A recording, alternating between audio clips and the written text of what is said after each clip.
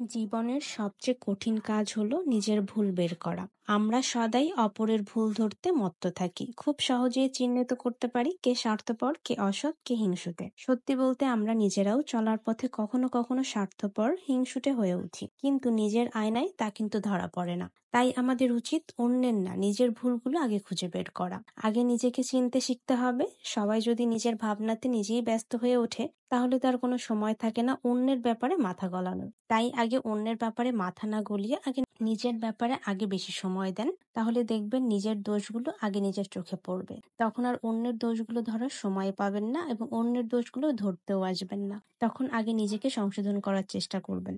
কিছু মানুষের অন্যের দোষ ধরতে ধরতে একটা সময় একটা রোগে পরিণত হয়ে যায়, মানসিক রোগী হয়ে যায়। কারণ কি জানেন, অন্যের দোষ ধরা নিয়ে এতটাই তারা ব্যস্ত থাকে যে নিজে যে এদিকে কি করে বেড়াচ্ছে বা কি করছে বা কি বলছে এটাই তার মাথায় থাকে না। তাই অন্যের দোষ ধরা বন্ধ করেন, নিজের দোষগুলো আগে ধরেন। আর নিজের দোষগুলো যখন ধরতে পারবেন, তখন আপনি ভালো মনের মানুষ হবেন, আপনি একজন ব্যক্তিত্ববান মানুষ হবেন, আপনার মধ্যে মনুষ্যত্ব থাকবে, সবকিছুই আপনার মধ্যে থাকবে। তখন যখন আপনি নিজে ভালো থাকবেন, নিজের দোষগুলো খুঁজে বের করতে পারবেন, তখন আপনাকে মানায় অন্যের দোষগুলো খুঁজে বের করা। তখন আপনি অন্যকে একটা দোষ ধরিয়ে দিতে পারেন যে তোমার এই জিনিসটা ভুল হয়েছে, তোমার এই জিনিসটা বলা উচিত হয়নি বা ওই জিনিসটা করা উচিত হয়নি। কিন্তু আগে আপনি নিজের দোষটা ধরতে শেখেন। এদিকে অন্যের দোষ ধরছেন, ওদিকে নিজেই ভুল করে বেড়াচ্ছেন, তাহলে কি হলো?